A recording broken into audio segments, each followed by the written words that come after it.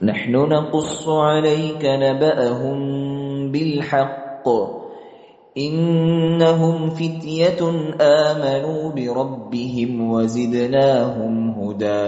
السلام عليكم ورحمة الله وبركاته. من مشكلات الشباب இளைஞர்கள் பிரச்சனைகளும் தீர்வுகளும் புத்தகத்தில் ஷேக் முஹம்மது சாலிஹ் அல் உசைமின் ரஹிமஹுல்லாஹி தஆலா அவர்களுடைய அறிமுக ஆரம்ப முதல் பாடத்தை நாம் படிக்க இருக்கிறோம். இளைஞர்கள் ஒரு கண்ணோட்டம். பொதுவாக நமது இளைஞர்கள் குறித்து நாம் நுணுக்கமாக கவனித்து பார்த்தால் அவர்களை 3 வகையாக்கலாம். முதலாவது, சரியான நேரான பாதையில் உள்ள இளைஞர்கள், ஷபாபுன் முஸ்தகீம். இரண்டாவது, வழிதவறி போன இளைஞர்கள், ஷபாபுன் முன்ஹரிஃப். மூன்றாவது, குழப்பத்தில் இருக்கும் இளைஞர்கள், ஷபாபுன் முத்தஹய்யிருன் பைனபைன்.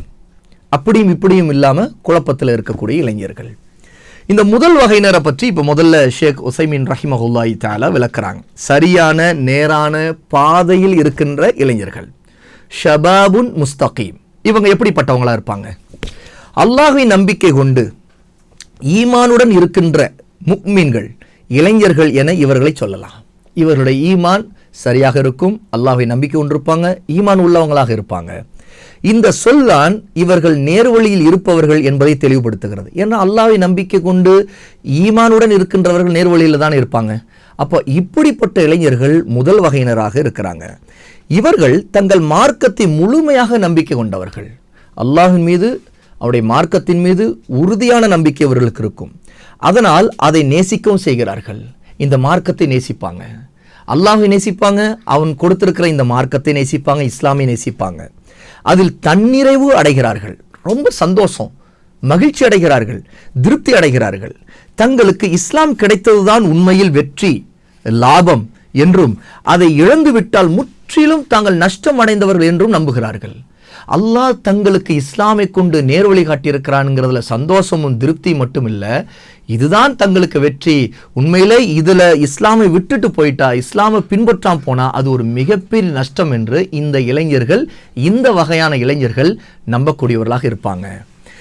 இவர்கள் அல்லாஹ் ஒருவனையே வணங்கி அவனுக்கு எதையும் இணை வைக்காமல் எல்லா வணக்கங்களையும் நற்செயல்களையும் அவனுக்கே உரித்தாக்குவார்கள்.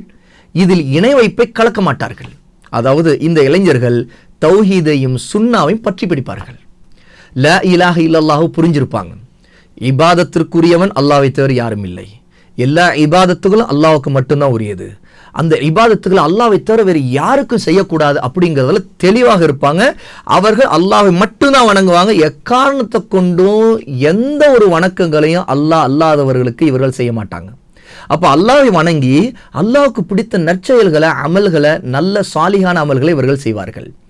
மேலும் சொல்லிலும் செயலிலும் அல்லாஹ்வின் தூதர் ஸல்லல்லாஹு அலைஹி வஸல்லம் அவர்களை பின்பற்றுவார்கள். அதுதான் அஸ்ஸுன்னா. அவங்களுடைய சொல்லும் செயலும் சுன்னா அடிப்படையில் இருக்கும். அதாவது பிதஅத்துகளை செய்ய மாட்டாங்க. நம்முடைய நபி என்ன சொல்லியிருக்கிறாங்க, என்ன செய்தாங்க, அதை நம்ம பின்பற்றணும், அவங்க சொன்னதுக்கு கட்டுப்படணும். இதில் இந்த இளைஞர்களுக்கு நல்ல அறிவு இருக்கும். ஆகவே அதை கற்றுக்கொள்வது, பின்பற்றுவது, சுன்னாவின் மீது ஆர்வமும் ஆசையும் கொண்டிருப்பது, இந்த தன்மை இவங்கள்ட்ட இருக்கும். சுன்னாவை பின்பற்றுவார்கள், நபி அவர்கள் செய்ததை செய்வார்கள், அவர்கள் தவிர்த்து விட்டதை இவர்களும் தவிர்த்து கொள்வார்கள். அப்படின்னா என்ன? ரசூலுல்லாஹி ஸல்லல்லாஹு அலைஹி வஸல்லம் செய்ததை பார்த்து செய்யறத இவங்களுடைய வாழ்க்கையை ஆக்கிக்குவாங்க. ரசூலுல்லாஹ் ஒன்றை செய்யலை அப்படின்னா நாம ஏன் செய்யணும்? நோ, அதை செய்யக்கூடாது, அதை விட்டு விலகி இருக்கணும். ஏன்னா ரசூலுல்லாஹ் ஒன்றை செய்திருந்தா அது நன்மையினா நமக்கு செய்திருக்கிறாங்க. ரசூலுல்லாஹ் ஒன்றை செய்யலை அப்படின்னா அது தீமைங்கனால தான் ரசூலுல்லாஹ் செய்யாமல் இருந்திருக்காங்க. ஆகவே நாம் செய்யக்கூடாது அப்படிங்கிறதுல இவங்க தெளிவாக இருப்பாங்க. இதற்கு காரணம் தாங்கள் பின்பற்ற வேண்டிய முன்மாதிரி, ரோல் மாடல் அல்லாஹ்வின் தூதர் தான் என்றும் அவர்கள்தான் தங்களின் இமாம் என்றும் இவர்கள் நம்பிக்கை கொண்டிருப்பார்கள். இமாம் என்ற பின்பற்றுவதற்கு தகுதியானவர், வழிகாட்டி என்று பேர். அப்போ இந்த இளைஞர்கள் ஷபாபுன் முஸ்தகீம், நேரான சரியான பாதையில் இருக்கிற எப்படிப்பட்டவங்கன்னா, ரசூலுல்லாஹி ஸல்லல்லாஹு அலைஹி வஸல்லம் அவர்கள் தான் எங்களுக்கு நாங்கள் பின்பற்றுவதற்கு சிறந்த முன்மாதிரி. இந்த உலகத்தில் யாரை விட ரசூலுல்லாஹைத்தான் நம்ம பின்பற்றணும், ஏன்னா அல்லாஹ்வின் தூதர் அவங்க அப்படிங்கிறத உறுதியாக நம்பிக்கை கொண்டு அவங்கள தங்களுக்கான இறுதி இமாம், முதல் தரமான இமாம், அவங்களை விட சிறந்த இமாம் இல்லை அப்படிங்கிறதுல உறுதியாக இருப்பாங்க. சரி, இது கொள்கை ரீதியான விஷயம். இதோடு அந்த இளைஞர்களுக்கு இப்படிப்பட்ட நம்பிக்கை மட்டும்தான் இருக்குமா அப்படின்னா இல்லை. அவங்களுடைய வாழ்க்கை எப்படி இருக்கும்? ஷேக் உசைமின் சொல்றாங்க, இந்த இளைஞர்கள் இயன்றவரை முழுமையான முறையில் 5 கால தொழுகைகளை சரிவர நிறைவேற்றுவார்கள். 5 வேளை தொழுகை, ஃபஜ்ர், துஹர், அஸர், மக்ரிப், இஷா, 5 நேர தொழுகைகளை இயன்ற வரைக்கும் தவறாமல் அவர்கள் தொழுது கொண்டு வருவாங்க. தொழுகையில் அலட்சியமாக இருக்க மாட்டாங்க. ஏனெனில் தொழுகையில் பல்வேறு பலன்கள் இருக்கின்றன. ஒரு 5 வேளை தொழுகை தவறாமல் தொழுகிறார் என்றால் அவருக்கு நிறைய பலன்கள் இருக்கிறது. மார்க்க ரீதியான, உலக ரீதியான நன்மைகள் இருக்கின்றன.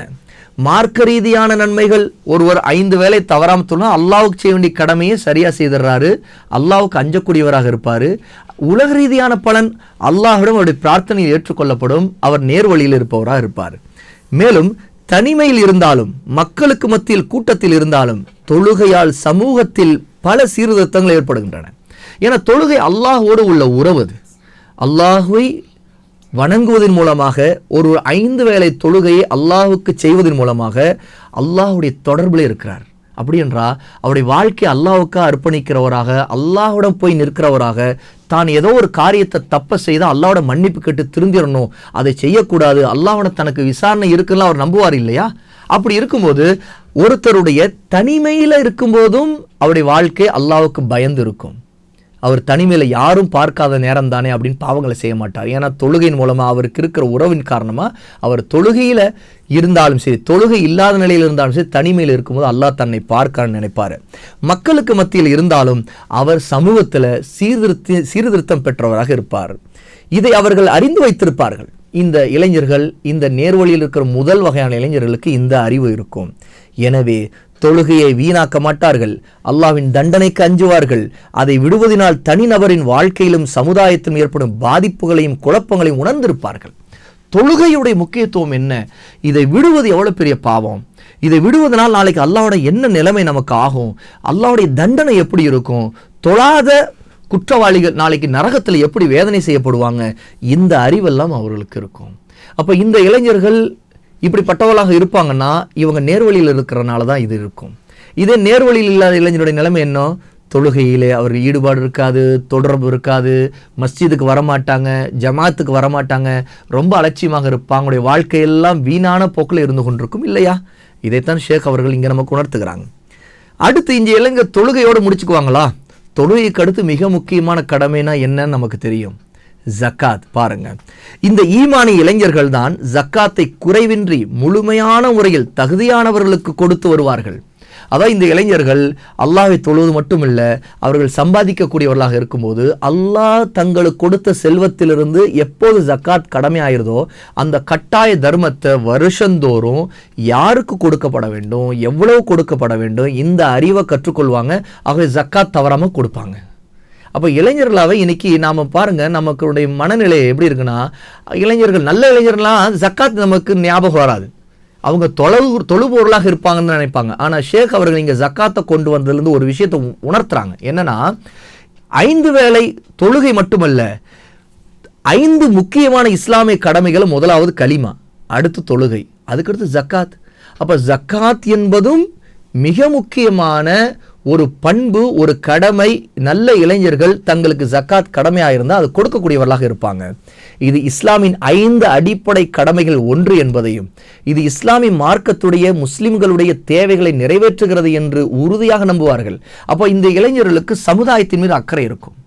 அல்லாஹ் தங்களுக்கு கொடுத்த செல்வத்திலிருந்து தன்னுடைய சமுதாயத்திற்கு, தேவை உள்ளவர்களுக்கு, மிஸ்கீன்களுக்கு, ஃபக்கீர்களுக்கு, கடன்பட்டவங்களுக்கு, கஷ்டப்படுகிறவர்களுக்கு, அல்லாஹ்வின் பாதையில் போர் புரிகிறவர்களுக்கு, இப்படி எத்தனை வழிகளில் அல்லாஹு தஆலா யார் யாருக்கு ஜக்காத் பெறுவதற்கு தகுதி இருக்குன்னு சொல்லியிருக்கிறார், அவங்கள தன்னுடைய சமுதாயத்தில் இருக்கிற அவங்களுக்கு தான் உதவ வேண்டும் அப்படிங்கிற அறிவு இந்த இளைஞர்களுக்கு இருக்கும். அப்படின்றா இந்த நேர்வழியில் இருக்கிற இளைஞர்களுக்கு சமுதாயத்தின் மீது அக்கறையும் அன்பும், அந்த சமுதாயத்திற்கு தன்னால் முடிந்த உதவி செய்யணும் அப்படிங்கிற எண்ணம் இருக்கும்.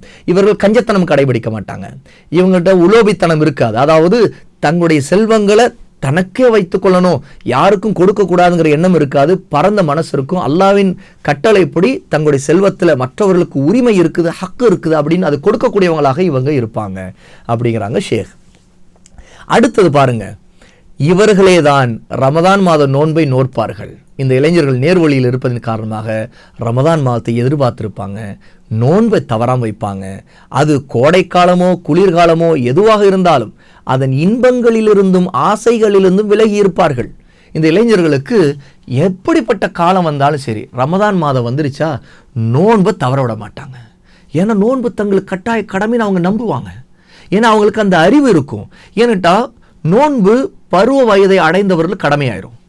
ஒருவர் முஸ்லீமாக, அவர் ஆணாக இருந்தாலும் பெண்ணாக இருந்தாலும் பருவ வயதை அடைந்து விட்டால் நோன்பு கட்டாய கடமை. இந்த அறிவு அந்த இளைஞர்களுக்கு இருக்கும். இங்கே இளைஞர்கள்லாம் ஆண்கள் என்று மட்டும் நினைத்து விடக்கூடாது. ஆண்களாக இருந்தாலும் பெண்களாக இருந்தாலும் பருவ வயதை அடைந்து விட்டால் தங்களுக்கு நோன்பு கடமை. தங்களுடைய ரப்புக்காக எப்படிப்பட்ட காலமாக இருந்தாலும், கடுமையான குளிர்காலமாக இருக்கட்டும், கடுமையான வெயில் காலமாக இருக்கட்டும், அல்லாஹ்வுக்காக ஆசைகளை தொடர்ந்து உண்பதை நிறுத்தி குடிப்பதை நிறுத்தி இச்சைகளை எல்லாம் விட்டுவிட்டு இவர்கள் அந்த எல்லா இன்பங்களை விட்டு விலகி இருந்து நோன்பு வைப்பாங்க. ஏனெனில் இதில் தான் அல்லாஹ்வின் திருப்தி இருக்கிறது என்று நம்பிக்கை கொண்டு சுய விருப்பங்களை விட தனது இரட்சகனின் விருப்பங்களுக்கு முன்னுரிமை கொடுப்பார்கள். இந்த இளைஞர்களுக்கு நேர்வழியின் பிரகாசம், நேர்வழியின் ஒளி, நேர்வழியின் நம்பிக்கை இருப்பதன் காரணமாக தங்களுக்கு முன்னுரிமை கொடுக்கிறத விட, தங்களுடைய ஆசைகளுக்கும் இச்சைகளுக்கும் விருப்பங்களுக்கும் முன்னுரிமை கொடுக்கிறத விட தங்களுடைய ரப்பு, தங்களுடைய இரட்சகன் இறைவன் அல்லாஹுடைய விருப்பங்களுக்கு முன்னுரிமை கொடுக்க வேண்டும். அதுதான் தங்களுக்கு திருப்தியானது. அவனுடைய திருப்தியில் தான் எனக்கு திருப்தி இருக்குது அப்படிங்கிற நம்பிக்கை உள்ளவர்களாக இந்த இளைய வாலிபர்கள், வாலிப பெண்கள் இருப்பாங்க அப்படிங்கிறாங்க ஷேக். இப்போ ஒரு விஷயத்தை கவனித்திருப்போம். இதுவரைக்கும் சொன்னதில் ஷேக் அவர்கள் சிறந்த நேரான பாதையில் இருக்கக்கூடிய ஷபாபுன் முஸ்தகீம்ங்கிற நேரான பாதையில் இருக்க இளைஞர்களை சொல்லும்போது முதல்ல தௌஹீதா சொல்லிட்டாங்க, லா இலாஹ இல்லல்லாஹ். அடுத்து தொழுகை சொல்லிட்டாங்க. மூன்றாவது ஜக்காத்தை சொல்லிட்டாங்க. நான்காவது நோன்பை சொல்லிட்டாங்க. அடுத்து எது? ஐந்தாவது ஹஜ். பாருங்கள், ஷேக் சொல்றாங்க, இந்த ஈமானி இளைஞர்கள் தான் புனிதமிக்க இறை இல்லமாகிய காபாவை தரிசிக்க ஹஜ்ஜுக்கு செல்வார்கள். அதாவது அல்லாஹ் அவர்களுக்கு செல்வத்தை கொடுத்திருக்கிறான் அப்படின்னா அந்த செல்வம் அதை கொண்டு பயணம் செய்து அல்லாஹ்வுடைய இல்லமான காபாவுக்கு மக்காவுக்கு போவாங்க, ஹஜ்ஜு செய்வாங்க. அதற்காக அல்லாஹ்வை நேசிப்பார்கள், அவனுடைய இல்லத்தை நேசிப்பார்கள். அதாவது காபாவை நேசிப்பாங்க, அங்கே போகணும்னு நேசிப்பாங்க, விரும்புவாங்க. மேலும் அவனது அருளையும் மன்னிப்பையும் அளிக்கக்கூடிய அந்த இடத்தின் பக்கம் முஸ்லிமான தங்கள் சகோதர சகோதரிகளையும் ஆர்வமூட்டுவார்கள். அதாவது தாங்க போகிறது மட்டும் இல்லை, ஹஜ்ஜுக்கு முஸ்லீமாக இருக்கக்கூடிய வசதியாக இருக்கக்கூடிய ஒவ்வொருத்தருக்கும் ஆர்வமூட்டுவாங்க. கடமையாக இருக்கிறத அவங்களுக்கு சொல்லுவாங்க. கடமைகள் இல்லாத நிலையில் கூட நீங்கள் எல்லாம் இந்த ஹஜ்ஜுக்கு போகணும்னு ஆசை வைங்க, அல்லாஹோட துவா செய்யுங்க அப்படின்னு சொல்லுவாங்க. ஏன்னா அல்லாஹ் உதவி செய்து விட்டால், அல்லாஹ் செல்வத்தை கொடுத்துட்டா ஹஜ்ஜுக்கு போகிறது ஒரு விஷயமே இல்லை. அல்லாஹ்வுடைய உதவி இருந்தால் எல்லாமே சாத்தியமாயிடும் இல்லையா? அப்போ இந்த இளைஞர்கள் எந்த அளவுக்கு சமுதாயத்திடமும் இந்த விஷயத்தில் நடந்துக்குவாங்க அப்படின்னா, தாங்க ஹஜ்ஜு செய்கிறது மட்டுமல்ல, மக்களுக்கும் அல்லாஹ்வின் இல்லத்தை நேசிக்க சொல்லி அதன் பக்கம் போய் அங்கே ஹஜ்ஜு செய்ய சொல்லி அல்லாஹ்வின் காபாவை தவாப் செய்ய சொல்லி அந்த வாய்ப்பை விட்டுறாதீங்க அப்படின்னு நமக்கு ஆர்வமூட்டுவாங்க. அங்கு போய் வந்தவரிடம் தங்கள் அனுபவங்களை பகிர்ந்து கொள்வார்கள். பாருங்க, இன்னைக்கு இளைஞர்கள்னா வெட்டியான வீணான எந்த நன்மையும் அளிக்காத ஊர்க்கதைகள், உலக கதைகள், அரசியல் கதைகள் இதையெல்லாம் பேசிக்கிட்டு இருக்க இளைஞர்களை பார்த்துக்கிட்டு இருக்கிறோம். அப்படிப்பட்டவங்க தான் இங்கே இந்த பூமியில் நிறைய இருக்கிறாங்க. ஷேக் அவர்கள் சொல்கிறாங்க, இந்த நேர்வழியில் இருக்கும் இளைஞர்கள் எப்படிப்பட்டவங்கன்னா, அவங்க ஹஜ்ஜுக்கு போயிட்டு மற்றவங்களுக்கு ஆர்வமுட்டுறது மட்டும் இல்லை, தாங்க ஹஜ்ஜுக்கு போன நேரத்தில் அனுபவித்த அந்த சந்தோஷத்தை, அல்லாஹ்வின் இல்லத்தை போய் தரிசித்து தவாப் செய்துட்டு அங்கே ஹஜ்ஜுக்கு போய் வந்த அந்த நடந்த வாழ்க்கையெல்லாம் அவங்க பகிர்ந்து கொண்டு எடுத்து சொல்லி ஆர்வமூட்டி கொண்டிருப்பாங்க அப்படின்னு ஷேக் அவர்கள் சொல்கிறாங்க. அப்போ இங்கே ஷபாபுன் முஸ்தகீம்ங்கிற நேர்வழியில் இருக்க இளைஞர்களை பற்றி சொல்லும்போது இது ஒரு பகுதி.